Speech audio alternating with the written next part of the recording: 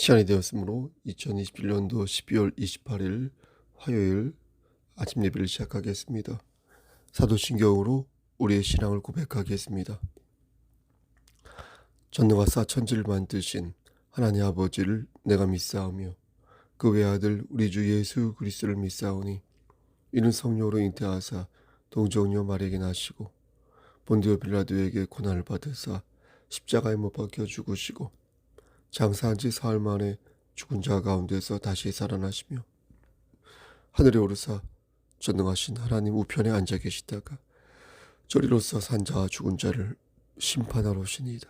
성령을 믿사오며 거룩한 공예와 성도가 서로 교통하는 것과 죄를 사하여 주시는 것과 몸이 다시 사는 것과 영원히 사는 것을 믿사옵나이다.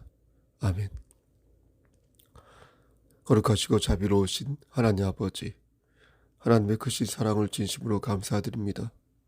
먼저 우리를 하나님의 자녀로 삼아주셔서 영원한 생명을 허락하여 주시는 애 감사합니다. 그리고 우리와 매일 함께 하셔서 우리와 동행하시고 우리가 어려운 삶에 직면할 때에 밝은 길로 선도하여 주심을 진심으로 감사드립니다. 우리가 더욱더 성령 충만한 자 되어서 하나님을 기쁘시게 하는 삶을 살고 이 땅에서도 아름다운 지위를 획득하고 그리고 빛과 소금의 직분을 감당하여 하나님께 영광 돌리는 삶을 살아야 하는데 그렇게 하지 못하였음을 이 시간 고백합니다. 주여, 우리의 부족한 모든 것을 용서하여 주시고 다시 말씀 안에서 바로 일어설 수 있도록 도와주시옵소서. 하나님의 주권을 받들고 하나님을 의지하면서 예수 그리스도의 평강이 우리의 삶을 지배할 수 있도록 하시고 마귀가 쳐놓은 올가미에 걸려들지 아니하도록 하시고 열매 맺는 삶을 살 수 있도록 도와주시옵소서. 교회 공동체로서의 역할을 잘 감당할 수 있도록 하시고 하는 모든 일들이 주 안에서 오직 주 안에서 형통할 수 있도록 주여 우리의 삶을 축복하여 주시옵소서. 우리의 자녀들을 위해 기도합니다. 저들이 말씀 안에서 바로 설 수 있도록 하시고 세상의 것에 현혹되기보다 신령한 것을 추구하며 사모하는 자 될 수 있도록 도와주시옵소서. 군 복무 중인 그리고 군 입대를 앞둔 우리의 아들에게도 함께 하시사 저들이 말씀 안에서 승리할 수 있도록 하시고 기도로서 유혹을 이길 수 있도록 붙잡아 주시옵소서. 심신이 연약한 우리의 지체들을 위해서도 기도합니다. 하나님 함께 하시사 저들을 일으켜 세워주시고 저들이 앓고 있는 질병을 치료하여 주시고 저들이 앓고 있는 마음의 병 또한 하나님께서 치유하여 주시옵소서. 교역자들과 그리고 우리 권사님들과 우리 장로님들 우리 지체들 머리 위에 하나님께서 역사하시사 나고자 되지 아니하도록 하시고 전국 백성으로서 끝까지 살아남을 수 있도록 도와주시옵소서. 우리 김병환 목사님에게도 함께 하시고 이미자 전도사님에게도 함께 하시고 우리 경천노회 목사님들에게도 함께하여 주시옵소서. 모든 말씀 예수 그리스도인 받들어 감사하며 기도드렸사옵나이다. 아멘. 하나님 말씀 곧바로 보겠습니다. 마태복음 27장 57절에서 61절입니다. 마태복음 27장 57절에서 61절입니다. 시작성경 51쪽입니다. 저물었을 때에 아리마대의 부자 요셉이라 하는 사람이 왔으니 그도 예수의 제자라. 빌라도에게 가서 예수의 시체를 달라 하니 이에 빌라도가 내주라 명령하거늘 요셉이 시체를 가져다가 깨끗한 샘 앞으로 싸서 바위 속에 판 자기 새 무덤에 넣어두고 큰 돌을 굴려 무덤 문에 놓고 가니 거기 막달라 마리아와 다른 마리아가 무덤을 향하여 앉았더라. 아멘. 하나님, 이 말씀을 들어 사용하여 주시옵소서. 예수님의 이름으로 기도합니다. 아멘. 자유기업센터 보도자료를 보니까 우리나라 1인당 국민소득 편차가 더 벌어진 것으로 나왔습니다. 상위 20%와 하위 20% 격차가 무려 10배나 되는 것으로 나왔는데, 이렇게 되면 남북 간의 경제 격차가 보통 16배 정도 된다고 하지 않습니까? 이 격차에 조만간 육박하지 않을까 심히 걱정되는 것입니다. 사실 물질의 대비는 상대적인 것이어서 남들도 나처럼 못 살면 그럭저럭 견디며 살 수 있겠는데, 남들은 잘 사는데 나만 못 사는 것 같으면 상대적으로 박탈감을 느끼게 되고, 그러다 보면 위화감에 짓눌려 불평불만이 쌓이게 되는 것입니다. 아닌 게 아니라 다른 자료를 찾아보니까 경제자유지수라고 하여서 내가 얼마나 편리한 환경에서 살고 있는지 사람들에게 물어봤더니 역시나 상위 20%는 높게 나왔는데, 반대로 하위 20%는 낮게 나온 것을 보았습니다. 그러니까 하위층들은 자신이 정말로 살기 힘든 환경 속에서 살고 있다고 생각하는 것입니다. 그런데 여기서 주목한 것은 하위층들보다 중산층에 있는 사람들이 자신을 더욱 비참하게 생각하고 있다는 것이었습니다. 좀 오래된 자료이지만 하위층의 경제자유지수는 1.23인데 중산층의 경제자유지수는 그보다 낮은 1.13으로 나온 것입니다. 이는 돈이 없는 사람은 돈이 없어서 힘들지만 중산층 역시 심리적으로 위축이 되어서 나름의 근심과 걱정으로 똘똘 뭉쳐 있다는 것입니다. 그러니까 이게 단순히 돈 문제가 아니라 여러 문제로 가지를 치고 있다는 것입니다. 심리학적으로 볼 때 1차적 공포가 심하면 2차적 공포로 넘어가게 되어 있습니다. 그것을 유동적 공포라고 하는데요. 예를 들면 남편한테 계속 얻어맞으면 나를 때리지 않는 사람들 앞에서도 주눅이 들어서 누가 손만 번쩍 들거나 목소리를 크게 높이면 까무라치듯 놀란다는 것입니다. 그렇게 트라우마에 빠진다는 것입니다. 처음에는 돈이 없어서 주눅이 들었는데 나중에는 다른 방면에서도 의기소침하여서 사람 만나는 것도 싫고, 그렇게 자신이 있던 다른 일들도 다 자신이 없어지면서 싫어지게 되는 것입니다. 저도 12월 한 달 동안 사실은 여러모로 마음이 심란했습니다. 개인적으로 시도한 몇 개의 어떤 도전이 좌절되었고, 내가 감당해야 할 일들이 산적해 있는 것을 보면서 어떤 선택과 집중을 해야 했고, 그 과정이 힘들었습니다.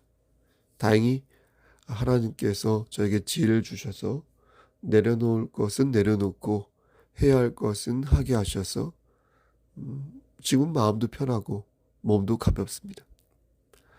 그때 하나님께서 주신 말씀이 저에게 야고보서 4장 3절 말씀인데, 구하여도 받지 못함은 정욕으로 쓰려고 잘못 구하기 때문이다 라는 말씀이었습니다. 왜 안 주신 걸까 곱씹어 생각해 보면 항상 저의 생각의 끝에는 저의 정욕이 있었음을 깨닫게 되는 것입니다. 그래서 안 주신 것이구나. 그래서 내가 열심히 심기를 한 것 같은데 그래서 하나님께서 안 주신 것이구나 하는 생각을 하였습니다. 하지만 그때마다 지금보다 조금만 더 안정적인 삶을 살면 어떨까 하는 아쉬움이 들긴 하였습니다. 그러한 삶이 내게 득이 될까 아니면 해가 될까 싶을 때 단언할 수는 없지만 실보다는 득이 많을 것 같습니다. 이런 차원에서 교회와 노예가 해야 할 일이 분명히 있다고 저는 다시 한번 믿게 되는 것입니다. 예전에 어떤 기사에서 국내에 뮤코다당증이라는 병을 앓고 있는 사람에 대한 어떤 사연을 기사를 읽은 적이 있습니다. 이 병을 앓고 있는 뮤코다당증이요. 이 병을 앓고 있는 환자가 국내에 약 30여 명 정도 있다고 합니다. 뮤코다당증이란 인체의 필수적인 분해 효소가 부족하여서 생기는 병이라고 하는데요. 이 병에 걸리면 골격과 관절에 변형이 생겨서 큰 고통을 겪다가 대부분 15세 전에 사망한다고 합니다. 그런데 이 병의 치료제를 미국의 한 회사가 개발을 하였는데 그 약값이 병당 330만 원 정도 된다고 합니다. 엄청 비싸죠? 그렇게 해서 1년을 약 투약하면 비용이 무려 4억 5천만 원 정도 들어서 국민건강보험공단이 약값의 80%를 지원하고 약제급여조정위원회에서 약값을 279만 원으로 가격을 좀 조정하자라고 했더니 미국 제약회사 측에서 가격이 너무 낮아 충분한 물량을 공급할 수 없다며 우리나라에 8명분 정도의 약만을 국내에 보내왔다라는 그런 기사였습니다. 참 어이가 없지요. 돈만 밝히는 제약회사도 문제이지만 기업의 목적이 이윤 추구니까요. 정부도 문제라는 생각이 들었습니다. 환자가 수천 명, 수만 명이 되는 것도 아니고 고작 30여 명 되는데 정부 차원에서 이런 분들을 도와주면 안 될까? 내 세금을 왜 그런 데 쓰냐고 말할 국민이 그다지 많지 않을 것 같은데 어떤 기본제 차원에서 정부가 좀 더 적극적으로 그분들을 도와주면 어떨까 하는 생각이 들었습니다. 이번엔 교회 안에서 한번 생각해 보겠습니다. 우리나라의 교회가 대략 한 6만여 개가 있다고 하는데 좀 편차가 있을 수 있습니다. 제가 알기로는요. 편의점 숫자가 대략 3만 개 정도 있다고 하니까 교회가 동네 편의점보다 약 2배 정도 많은 셈입니다. 교회가 한 해에 거둬들이는 헌금이 약 17조 원 가량 된다고 하는데 6만여 개의 교회 중에서 약 80%가 미자립 교회거든요. 미자립 교회. 그러니까 12,000개 정도의 교회만이 재정에 있어서 자립 운영을 지금 현재 하고 있다고 볼 수 있습니다. 바꿔 말씀드리면 소수의 몇 개의 교회에서 거둬지는 헌금이 17조 원의 대부분을 차지한다. 이렇게 말씀드릴 수 있는 것입니다. 제가 이 말씀을 여러분들에게 드리는 이유는 정부가 하지 못하는 것을 교회가 할 수 있는 부분이 있다는 것입니다. 교회를 구성하고 있는 그리스도인들이 결단만 하면 공공의 선을 추구하는 과정에서 충분히 하나님께 영광을 돌리는 삶을 살 수가 있다는 것입니다. 예수 그리스도께서는 가난하고 가련한 자를 먼저 생각하라 말씀하셨습니다. 부유하고 건강한 자를 생각하지 않으셨다는 말이 아니라 일종의 최소 수혜자의 법칙에 따라 가난하고 가련한 자를 먼저 생각하셨다라는 것입니다. 그들의 상처를 어루만지셨으며 섬기는 마음으로 그들에게 사랑과 자비를 베푸셨습니다. 왜 그러셨을까요? 왜 주님께서는 가난한 자를 먼저 생각하셨을까요? 그 이유는 명료합니다. 왜냐하면 그들의 마음이 어린아이와 같았기 때문입니다. 어린아이처럼 순전하여서 조금만 가까이 하면 덥석 당신을 안을 것을 알고 계셨기 때문입니다.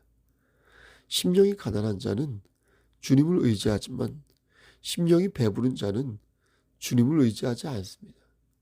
그러기에 주님은 심령이 가난하고 고통에 처해서 곤궁한 자가 희망의 메시지를 더욱 간절하게 소망하고 있다는 것을 아신 것입니다. 그러니까 모든 이에게 복음을 주셨지만 환난과 고통 속에서 신음하는 그들이 더욱 옥토의 마음으로 하나님을 아멘으로 받아들인다는 사실을 아셨던 것입니다. 다시 말씀드리지만 교회는 가난한 자들만을 위한 곳이 아닙니다. 오늘 본문을 보면 아리마대의 부자 요셉이 등장합니다. 그는 12제자 중에 속한 인물은 아니었습니다. 하지만 제자들이 다 도망치고 난 뒤에도 그는 끝까지 예수님 곁을 지키고 있었습니다. 그리고 자신이 가지고 있는 부를 이용하여 예수님을 무덤에서 빼내었습니다. 어떻게 부를 이용하였는지는 잘 모르겠으나 나와 있지 않으므로 아리마대 요셉은 자신이 가지고 있는 돈을 충분히 이용하여 선한 일을 도모한 것입니다. 그는 존경받는 공회원이었고요. 하나님 나라를 지키는 자였으며 선하고 의로운 자였습니다. 그는 예수님의 죽음을 보면서 옛 예언들의 성취되는 것과 옛 예언들이 성취되는 것과 십자가에 달린 그분이 바로 메시아라는 사실을 깨달았습니다. 이런 것을 보면 하나님께서는 그의 마음의 중심을 보신다는 것을 알 수 있습니다. 그가 가난해도, 여러분 보세요. 그가 가난해도 그의 중심에 하나님을 두지 않는 자는 강팍한 마음을 보일 것이고, 그가 부유해도, 그가 재물이 많아도 그의 중심에 하나님을 둔 자는 그 재물을 하나님의 영광을 위하여 사용할 줄 아는 사람이 될 수 있다는 것입니다. 가장 어렵고 힘든 시기에 아리마대 요셉은 자신이 가진 것을 사용할 줄 알았습니다. 그는 부자였지만 마음은 가난하여서 하나님을 의지하는 자였습니다. 부정한 시신을 거두는 용기가 있는 자였고요. 모두가 두려워서 예수를 멀리하였을 때 예수 곁에서 어떻게 했다고요? 끝까지 함께하던 자였습니다. 저는 그의 모습에서 교회된 자의 능력을 발견하는 것입니다. 정말 멋있다. 참 멋있다. 그렇게 저렇게 나도 주께서 주신 능력을 발휘하며 살고 싶다. 이런 생각을 저는 하게 되는 것입니다. 여러분도 그렇지 않습니까? 주께서 주신 능력으로 그 능력을 발휘하며 살고 싶다. 하나님께서 우리에게 원하시는 모습은 아주 작은 것이라도 내가 가진 것을 정성스럽게 바치는 것입니다. 예? 금액은 여러분 중요하지 않습니다. 하지만 자신이 가진 것을 감사히 여기는 것, 여러분 그것은 기본인 것입니다. 대기업 회장이 과부의 2 랩돈을 드린다? 그러면서 마음이 중요한 거 아닙니까? 라고 말하면 그게 정말 마음인 것일까? 물을 때 저는 아니라고 생각합니다. 아리마대 요셉은 자신이 가지고 있는 돈을 적재적소에 사용할 줄 알았습니다. 하나님의 영광을 위해 모범이 되는 그리스도인의 모습을 보여주었습니다. 정부가 할 수 없는 것들을 만일 교회가 한다면 어떻게 무엇을 해야 할지 여러 영감을 주는 그런 그리스도인이었습니다. 하지 않는 것을 골라 하는 교회, 음지에서 남이 인정해 주지 않는 것을 기꺼이 하는 교회, 남을 탓하기보다 나의 허물을 먼저 생각하는 교회, 그리고 내가 가진 것을 주의 영광을 위하여 제일 먼저 쓰고 제일 많이 쓰는 교회. 우리도 아리마대 요셉의 열정에서 느끼는 바가 많은 것입니다. 사랑하는 성도 여러분, 만약 여러분이 복권에 당첨된다면 여러분은 하나님께 얼마를 헌상으로 바치시겠습니까? 가볍게 던지는 질문이니까 불편하게 받아들이지 마시길 바랍니다. 여기서 중요한 것은 무엇입니까? 중요한 것은 그때 하나님을 생각하는 마음이 얼마큼 있냐는 것이라 하겠습니다. 그리고 몇 번 즈음에, 몇 번째 즈음에 그 생각을 했냐라는 것이 되겠습니다. 우리는 믿음의 분량이 모두 다르다고 말합니다. 맞습니다. 믿음의 분량은 제각각 다릅니다.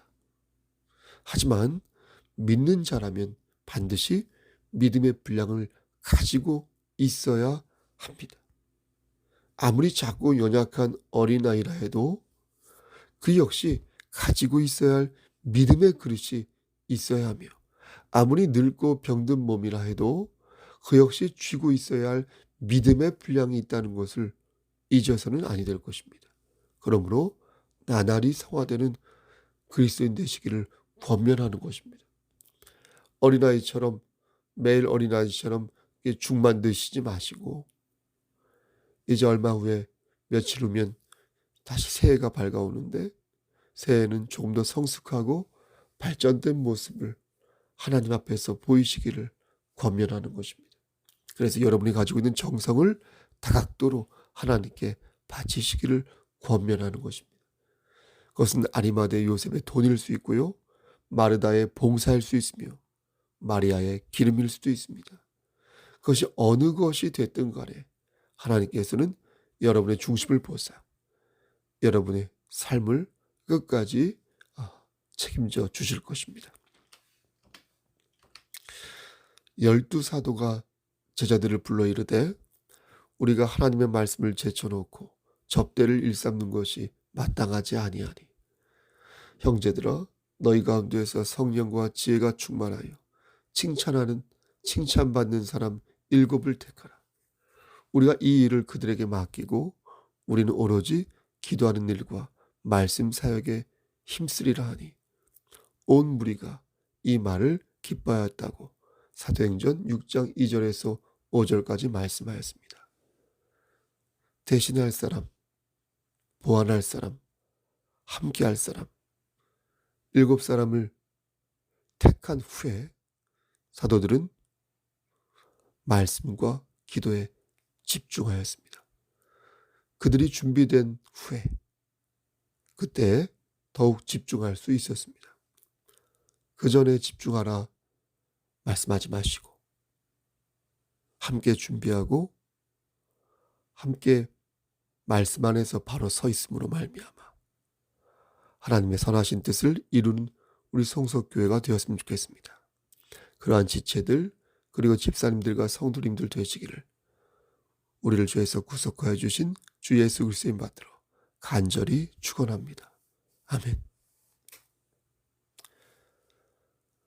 이제는 우리를 죄에서 구속하여 주신 우리 구주 예수 그리스도의 은혜와 아버지 하나님의 만극하신 그 사랑하심과 성령님의 교통하시고 인도하시는 모든 역사하심이 하나님 말씀 안에서 나날이 성화되어 믿음의 분량을 키워나가기를 소원하는 여기 모인 성도와 그들의 가정과 이 제단과 이 나라 위에 하나님의 사랑하심이 세세토록 함께 계실지어다. 아멘. 예배를 마쳤습니다. 오늘은 말씀드린 것처럼 12월 28일입니다. 12월 28일은 사실 고 서은교 목사님이 돌아가신 날이기도 합니다. 그리고 우리 성석교회가 이곳 신동에서 예배당이 건축되던 때입니다. 2015년 12월 28일 이곳에 교회당이 지어졌습니다. 신축으로 교회당이 지어졌습니다. 지나간 일이지만 원래 공사가 한 9월에서 10월경에 10월 늦어도 10월 말경에 공사가 완공이 될 계획이었습니다. 그런데 강대상 있죠? 그 강대상 뒤에 큰 유리창이 있지 않습니까? 그게 10월 말경에 깨졌습니다. 금이 갔습니다. 공사 관계자들이 보는 앞에서 그때 전 마음속으로 우리 교회당 부분들이 부분 마음에 들지 않았습니다. 그땐 잔디밭도 없었고요. 그리고 계획했던 대로 시공이 되지 않은 걸 보고서 부실이다 싶었습니다. 너무나 속상했는데 증거가 없었습니다. 제가 잘 몰랐고요. 그런데 그 봉사하는 그 분이 지켜보는 가운데에서 그들은 막 떠버리면서 너무 멋있지 않습니까? 이러고 있는데 유리창이 금이 쫙 간 거예요. 전 그때 속으로 쾌재를 불렀죠. 그리고 하나님께 감사했죠. 그러자 그 사람들은 다시 자기네들의 잘못을 인정하고 잔디밭도 만들어주고 그리고 몇몇 것을 손을 보고 또 강대상에 되어 있는 유리창도 다시 만들어 주었습니다. 그리고 시간이 한 달 반 그 이상인가요? 정확히 모르겠네요. 아무튼 시간이 지나고 나서 완공이 딱 되자 그날이 12월 28일이어서 마음속으로 여러 가지 느낀 바가 있었습니다. 여러분 교회 공동체로서 우리 성석교회 지금도 잘하셨지만 조금 더 관심을 가져주시고 교회 공동체의 일원으로서 여러분에게 주어진 사명을 잘 감당하였으면 좋겠습니다. 우리 교회도 안수 집사도 세워지고 우리 교회도 또 장로님들이 더 세워져서 좀 더 은혜롭게 잘 교회가 운영되었으면 좋겠습니다. 지금 우리 양장로님과 양장로님이 참 잘하고 계시지만 여러분 그를 도와서 함께 할 수 있는 장로, 또 안수 집사, 또 형제 자매들이 계속해서 나왔으면 좋겠습니다. 여러분 말이 좀 길어졌는데요. 오늘 하루도 힘찬 하루 되시고요. 무슨 일 있으면 연락 주시고요. 주 안에서 승리하십시오. 샬롬 레크.